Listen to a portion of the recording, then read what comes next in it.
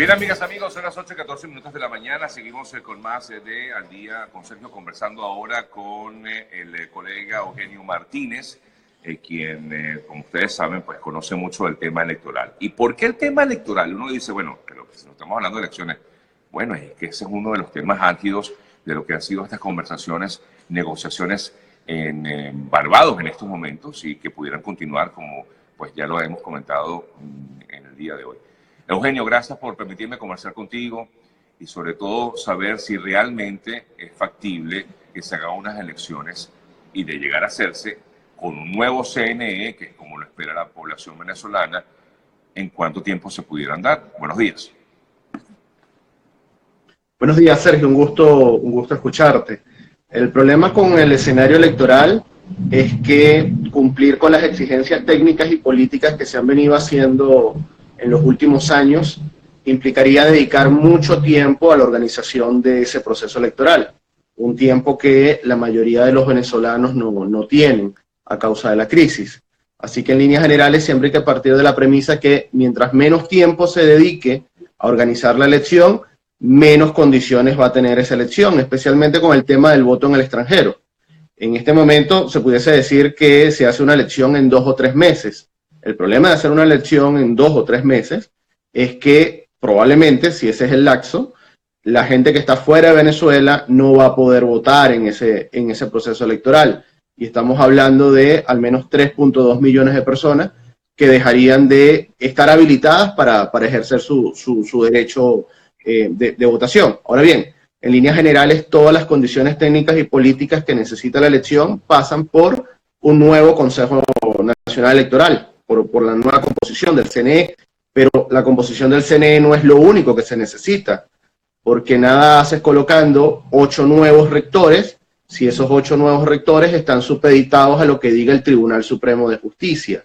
Es decir, no solo se trata de la autoridad, sino también de todo el entramado legal e institucional del país. ¿Cuánto tiempo pudiera tardarse entonces todo este proceso, Eugenio? Es que son muchas, digamos, son muchas cosas, porque primero habría que efectivamente acabar con como ya se ha dicho, pues con el cese de la usurpación, pues lograr el cese de la usurpación para poder cambiar entonces no solamente el CNE, sino que habría que allí cambiar también el Tribunal Supremo de Justicia, ¿correcto? Claro, el problema es que como se está planteando la negociación en Barbados, a través de ese mecanismo promovido por Noruega, lo más probable es que la elección sea el punto de partida para el cese de la usurpación o para un cambio político en Venezuela. Es decir, aquí el problema es que probablemente lleguemos a un evento electoral y en el tiempo que se dedique a organizar ese evento electoral, Nicolás Maduro esté en el poder. Esto te complica muchísimo las condiciones de la elección y las condiciones para organizar la elección. Al día de hoy no parece posible, por lo que ha trascendido de Barbados, que la elección presidencial se vaya a organizar sin Maduro en el poder. Es decir, el peor escenario, por ejemplo, para la oposición, digámoslo así, es unas elecciones con Maduro en el poder y con el mismo CNE, ¿correcto? Pero para que... Ese es el peor escenario. No, dime. Ese es el peor escenario y es... Disculpa. No, dime tú, es que hay un delay igualmente, por eso que de pronto no coincidimos en la conversación. Pero explícame tú, por favor. El peor escenario para la oposición, evidentemente, es mismo CNE y Maduro en el poder. Mismo CNE, mismo Tribunal Supremo de Justicia y Maduro en el poder. Ese escenario generaría una abstención importante, no necesariamente similar a la del 20 de mayo de 2018, porque el candidato en este caso no sería Falcón, sino seguramente sería Guaidó. Eso movilizaría mucho más a la gente, pero ese es el peor escenario para la oposición venezolana. Lo que se ve en las encuestas es que el principal hándicap de la gente para participar es el Consejo Nacional Electoral. Si se logra cambiar el Consejo Nacional Electoral y la gente percibe que tienes un nuevo CNE, una nueva autoridad electoral, que Maduro permanezca o no en el poder mientras se organiza esa elección, un factor de que disuada a la gente a participar. Básicamente lo que más aleja a los ciudadanos de la elección, de la participación, es la composición del CNE, más allá de que Maduro esté o no en la presidencia.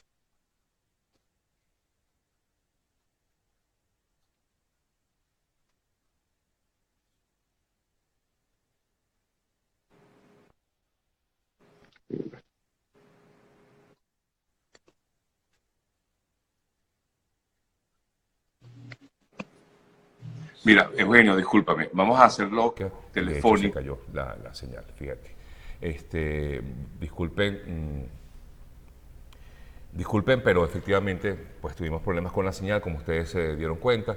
Vamos a retomar el contacto con nuestro colega Eugenio Martínez, conocido en las redes como @Puskas, a ver si podemos conversar con él, concluir esta conversación que es bien interesante en vista de que se está hablando mucho del tema electoral, ¿no? Y sobre todo después de las conversaciones en Barbados, que sería, como ya decía, pues un punto bien álgido. Quizás para muchos no es un tema nada fácil de manejar, pero bueno, está ahí en el tapete.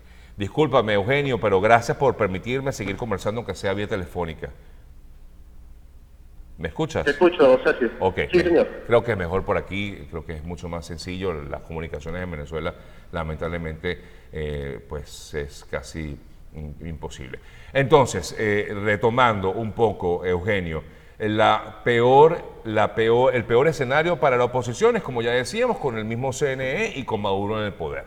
Eso, digamos, sería el peor escenario. ¿Y el mejor escenario cuál sería de llegar a concretarse? Y te pregunto, ¿esto pudiera concretarse en estas reuniones, en este diálogo? El mejor escenario, evidentemente, es que se entreguen o se acepten todas las condiciones técnicas y políticas que se han exigido, incluyendo la salida de Maduro del poder. Sin embargo, hasta el día de hoy hay que entender que ninguno de los dos extremos es lo más probable que ocurra. O sea, que no es probable que ocurra, que haya una salida electoral, por ejemplo, de este diálogo, Eugenio. Se nos fue la señal. No tenemos suerte con el amigo Eugenio. Hemos intentado conversar varias veces con él.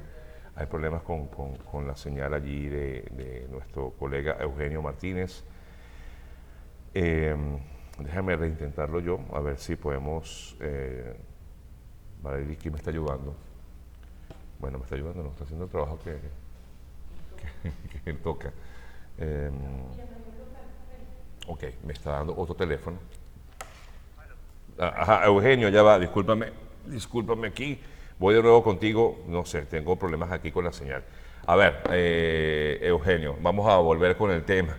Decías que ninguno de los dos extremos quiere que exactamente en ese diálogo.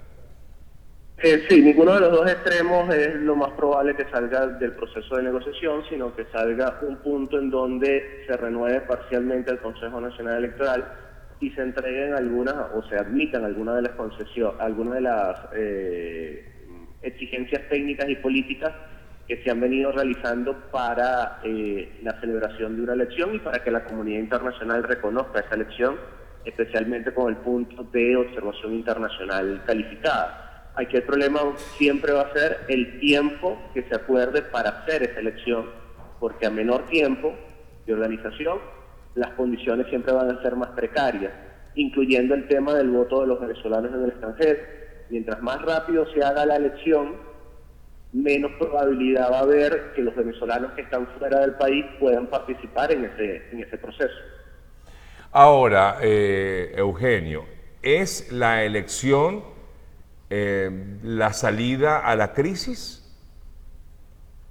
La elección puede ser el punto de partida de un cambio político y el punto de partida del cese de usurpación, pero con la elección no vas a resolver el problema, porque puedes tener la elección presidencial, puede salir Maduro del poder en esa elección presidencial, pero igual tienes que reinstitucionalizar todo el país. no vas a resolver el problema solo con la elección. Necesitas bastante más que la elección presidencial, aunque sería un paso importantísimo para tratar de comenzar a reinstitucionalizar el país. Sí. Ahora, y bueno, es que tengo muchas consultas, pero por ejemplo mucha gente me comenta y me dice, ¿para qué hablar de elecciones? No es momento de hablar de elecciones, no es conveniente. Y te pregunto, ¿realmente la gente estaría dispuesta a votar en estos instantes? Según las encuestas que ustedes manejan o que tú manejas, que hablas mucho o que manejas muy bien el tema electoral, Eugenio. Claro, el tema es que si uno se queda en el debate de las redes sociales, Ajá. pareciera que el tema electoral no está en el tapete y todo por el contrario, genera un rechazo importante el tema electoral. Exactamente. En el caso de Twitter, por ejemplo, que es el que más marca opinión en Venezuela, hay que recordar que en Venezuela solamente hay 2 millones de cuentas activas de Twitter. Y estamos hablando de un universo electoral de 14 millones de ciudadanos. Las encuestas entonces miden un poco mejor el pulso de la opinión pública. Okay. Cuando vemos las encuestas, plantean un escenario diferente al que se ve en las redes sociales o en los canales digitales. Plantean que si se cambia el Consejo Nacional Electoral, porque ese es un punto de honor para la mayoría de los venezolanos, si se cambia el Consejo Nacional Electoral, entonces al menos 60% de los venezolanos dirían estar dispuestos a participar en ese evento electoral, siempre y cuando se cambie la autoridad electoral. Si vamos al escenario que planteamos inicialmente de no se cambia el CNE, Maduro sigue en el poder, seguramente la participación va a ser mucho menor, la disposición a participar va a ser menor y le va a costar muchísimo más a la oposición venezolana convencer a los ciudadanos que deben. O sea que la población iría a votar, si se cambia el CNE, un 60% de esa población iría a votar, ¿correcto, Eugenio? Correcto, es lo que... No, pero no necesariamente iría a votar por la oposición, sino que iría a votar. Iría a votar. Ahora bien, el escenario de enfrentamiento entre Maduro y Guaidó es evidentemente favorable a Guaidó. Sin embargo, las condiciones de la elección siempre van a inclinar la balanza hacia Maduro o hacia el candidato que designe Maduro, especialmente si la elección se hace rápido.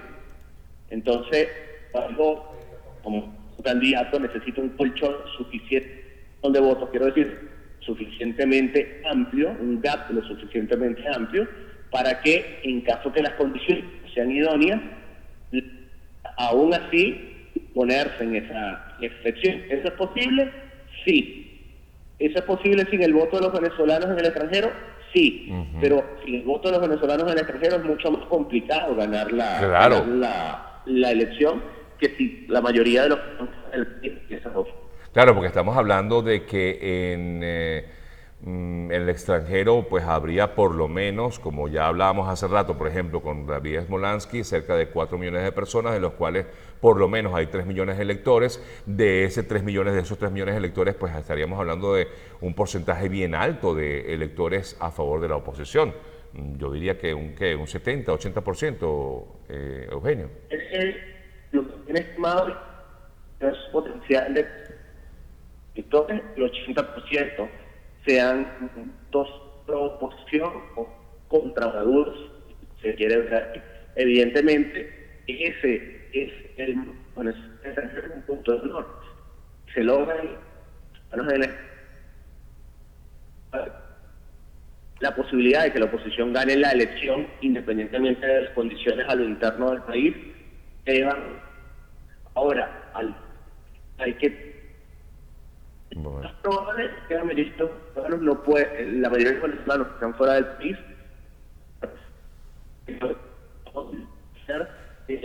de la plaza. Agradecido, Eugenio. Tenemos muchos problemas con la señal, de verdad que discúlpanos, pero bueno, la próxima vez creo que vamos a tener que buscar otra vía para poder conversar con Eugenio Martínez. Sí, gracias, Eugenio. Un fuerte abrazo, colega que maneja el tema electoral, por este contacto a esta hora de la mañana aquí en nuestro espacio Al Día con Sergio. Quiero hablar del tema. No pudimos conversar bien con Eugenio, pero quiero señalar, porque leo muchos comentarios que dicen: ¿por qué estamos hablando de elecciones? ¿Por qué la gente está a favor de unas elecciones? Que eso es absurdo, que es insólito. Es verdad, y tienen toda la razón. Uno dice: elecciones, ¿qué elecciones? Si lo que queremos es salir de esto, es verdad, tienen razón. Pero en esta discusión que hay, en este diálogo que hay en estos momentos entre el régimen y la oposición, pues se está planteando la posibilidad de un proceso electoral, aunque haya dicho lo que haya dicho Diosdado Cabello, de que aquí no va a haber elecciones. Claro, eso es lo que ellos quieren, que aquí no haya elecciones y que ellos se mantengan en el poder por siempre.